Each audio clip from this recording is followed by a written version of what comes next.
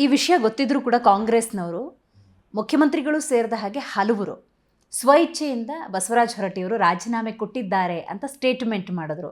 ಒಪ್ಕೊಳ್ಳೋದು ಅದನ್ನು ರಾಜ್ಯದ ಜನ? ಅಲ್ಲ, ಈಗ ಮತ್ತು ಅವ್ರು ಏನು ಹೇಳ್ತಾರೆ, ಬೇರೆ ಏನು ಹೇಳ್ತಾರೆ, ನಾವು ಒತ್ತಾಯದಿಂದ ಮಾಡಿಸ್ಕೊಂಡು ಅಂತ ಹೇಳ್ತಾರೆ. ಅವರು 30 ಜನ ಕುಂತಾಗ ಈಗ ನೀವು ಸಹಿ ಮಾಡಿದ್ರೆ ನೀವು ರಾಜೀನಾಮೆ ಪತ್ರ ನೋಡಿ ಗೊತ್ತಾಗತ್ತೆ ನಿಮ್ಗೆ. ರಾಜೀನಾಮೆ ಕೊಡಬೇಕಾದ್ರೆ ನಾ ಇಷ್ಟು ವರ್ಷದಿಂದ ಕೆಲಸ ಮಾಡ್ತಿದ್ದೆ, ಈ ಥರ ಆಗಿತ್ತು, ಈ ಥರ ಆಗಿತ್ತು, ಈ ಥರ ಆಗಿತ್ತು, ಹಿಂಗಾಗಿ ಇವತ್ತು ನಾನು ಅನಿವಾರ್ಯವಾಗಿ ರಾಜೀನಾಮೆ ಕೊಡ್ತೀನಿ, ಎಲ್ಲ ಸದಸ್ಯರು ನನ್ನ ಕೃತಜ್ಞತೆ ಸಲ್ಲಿಸ್ತಾರೆ, ನಾವೆಲ್ಲ ಉದ್ದಕ್ಕೆ ಬರಿತಿದ್ವಿ. 2 ಲೈನ್ ನೀವು ನೋಡಿರಬೇಕು. ಮತ್ತು ಅದ್ರಾಗ ಏನು ಮಾಡೋಕ್ಕಾಗುತ್ತೆ ನೀವು ಹೇಳಿ ನನಗೆ.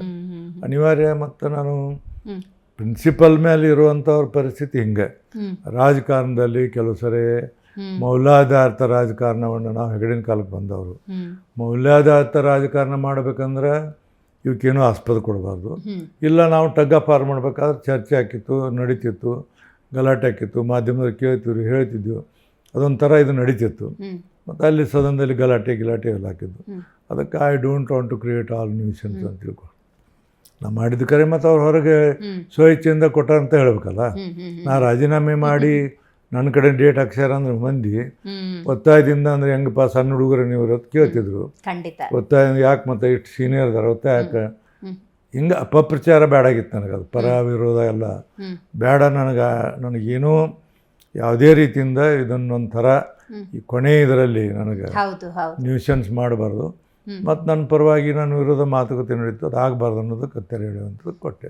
ಹಾಗಾದರೆ ಈಗ ಸರ್ ನೀವು ಅಂದರೆ ಸತ್ಯಾಸತ್ಯತೆ ಹಿಂಗಿತ್ತು ನೋಡಿ ಅಂತ ರಾಜ್ಯ ಜನತೆಗೆ ತಿಳಿಸೋ ಪ್ರಯತ್ನ ಮಾಡ್ತಿದ್ದೀರಿ ಅಂದರೆ ಯಾವ ಉದ್ದೇಶದಿಂದ ನಡೆದಂಥದ್ದು? ಈಗ ನಾವು ಅವಾಗ ಅದು ನಮ್ಮ ಹೌಸ್ನಲ್ಲಿ ಭಾಳ ಆಯ್ತು, ಅದು ಚರ್ಚೆ ಆಯಿತು.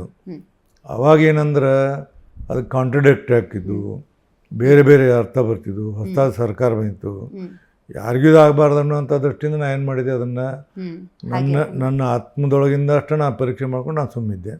ಬಟ್ ಅನಿವಾರ್ಯ ಬಂದಾಗ ನಾನು ಹೇಳಿದೆ, ಹಿಂಗಾಯ್ತು, ಈ ಥರ ಇದ್ದರು ಬಂದಿದ್ದು. ಅವಾಗ ಹೇಳಿ ನಾನು ಸೂಕ್ಷ್ಮ ಹೇಳಿದೆ. ಈಗ ಅದರದ್ದು ಸ್ಪಷ್ಟವಾಗಿ ಅಂತ ಹೇಳುವಂಥದಕ್ಕೆ ನನಗೇನು ಹೆದರಿಕೆನೂ ಇಲ್ಲ ಮತ್ತು ಹೇಳೋಕ್ಕೆ ತಕರಾರು ಇಲ್ಲ. ಅದಕ್ಕೆ ನಾನು ಹೇಳ್ತೀನಿ. ಇದು ಇಂಥ ಸೂಕ್ಷ್ಮಗಳನ್ನು ಬಲ್ಲವರು ರಾಜಕೀಯ ವಲಯದಲ್ಲಿ ಕೆಲವೊಂದು ಚರ್ಚೆಗಳನ್ನು ಮಾಡ್ತಾ ಇದ್ದಾರೆ, ಅದನ್ನು ಉಲ್ಲೇಖ ಮಾಡ್ತೀನಿ ನಾನು. ಈ ಹಿಂದೆ ಮುಖ್ಯಮಂತ್ರಿಗಳಾಗಿದ್ದಂಥ ಸಿದ್ದರಾಮಯ್ಯನವರು ಮುಖ್ಯಮಂತ್ರಿಯಾಗೇ ಮುಂದುವರೆದಿದ್ರೆ ಬಸವರಾಜ ಹೊರಟ್ಟಿಯವರು ಸಭಾಪತಿ ಸ್ಥಾನದಲ್ಲೇ ಇರ್ತಾ ಇದ್ರು. ಅದು ನಾವು ಅವರು ಸ್ನೇಹಿತರು. ಅವ್ರಿಗೇನಂದ್ರೆ ನನ್ನ ಬಗ್ಗೆ ಭಾಳ ಒಳ್ಳೆಯ ಅಭಿಪ್ರಾಯ ತೋರಿಸ್ತು ನನಗೆಲ್ಲೇ. ಇವರು ಪಕ್ಷಾತೀತವಾಗಿ ಮಾಡ್ತಾರೆ, ಎಂದೂ ಅವರು BJP JDS ಅನ್ನಿಲ್ಲ, ಸರ್ಕಾರಕ್ಕೆ ಮುಜುಗರ ತಿಂದಿಲ್ಲ, ಎಲ್ಲರೂ ಬ್ಯಾಲೆನ್ಸ್ ಮಾಡ್ಕೊಂಡು ಹೋಗಿದ್ರು, ಚೆನ್ನಾಗಿತ್ತು ಅಂತ ಹೇಳಿದರು. ಅವರಿದ್ರಂದ್ರೆ ಸ್ವಲ್ಪ ಪಾಸಿಟಿವ್ ಆಗಿರ್ತಿತ್ತು ಅಂತ ನನಗೂ ಒಮ್ಮೆ ಮನಸ್ಸಿದೆ. ಅದು ಅವ್ರದ್ದೇನು ತೀರ್ಮಾನ ಗೊತ್ತಿಲ್ಲ.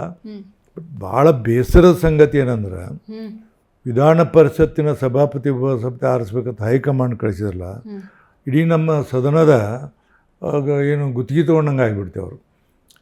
ಗುತ್ತಿಗೆ ಇವತ್ತು ಸಭಾಪತಿನ ಸಭಾಪತಿ ಏರಿಸೋದು ವಿಧಾನ ಪರಿಷತ್ತಿಗೆ, ಸ್ಪೀಕರ್ನ ಇಳಿಸೋದು ವಿಧಾನಸಭೆಗೆ. ಇದನ್ನು ಯಾರೂ ಹೈಕಮಾಂಡ್ನವರು ಅವ್ರ ಲಿಸ್ಟ್ನ್ಯಾಗ ಮಂತ್ರಿ ಲಿಸ್ಟ್ನ್ಯಾಗ ಕಳ್ಸ ಬರೋಂಗಿಲ್ಲ. ಅಲ್ಲಿಂದ ಬಂತಲ್ಲ, ಇಡೀ ನನ್ನ 46 ವರ್ಷದ ಇತಿಹಾಸದಲ್ಲಿ ಇಂಥ ಘಟನೆಯನ್ನು ಫಸ್ಟ್ ಟೈಮ್ ನೋಡಿ ನಾ. ಮಾಡಬಾರ್ದು, ಅವ್ರಿಗೇನು ಅಧಿಕಾರ? ಈಗ ವಿಧಾನ ಪರಿಷತ್ತಿಗೆ ಹಂಗಾರೆ ನಾಳೆಗೆ ಹೇಳ್ತಾರೆ ಅವರು, ವಿಧಾನ ಪರಿಷತ್ ನಡೆಸಬೇಡ ನೀವು ಅಂತ ಬಿಟ್ಟು ಬಿಡೋಕ್ಕಾಗತ್ತೆ? ಹೌದು ಹೇಳ್ತಾರೆ. ಹೆಂಗೆ ಹೇಳ್ತಾರೆ? ಇದು ವಿಧಾನ ಪರಿಷತ್ತಿನ ಅದು ಸಾರ್ವಭೌಮತ್ವ.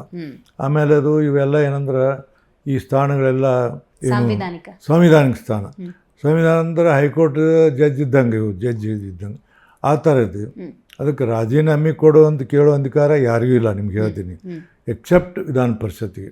ವಿಧಾನ ಪರಿಷತ್ತಿಗೆ 10 ಮಂದಿ ಕೂಡ ಸಹಿ ಮಾಡಿ ನೀವು ರಾಜೀನಾಮೆ ಕೊಡಬೇಕಂತೇಳಿ ಪ್ರೊಸೆಸ್ ಮಾಡಿದರೆ ಅದು ಅವಿಶ್ವಾಸ. ಕರ್ನಾಟಕದ ಇತಿಹಾಸದಲ್ಲಿ 1956 ಇವತ್ತಿನವರೆಗೂ ಒಂದು ಘಟನೆ ಆಗಿಲ್ಲ. ಫಸ್ಟ್ ಘಟನೆ ನಂದು. ಸಭಾಪತಿ ಅವರೆಲ್ಲ ಪೀರಿಯಡ್ ಮುಗಿಸ್ಯಾರ,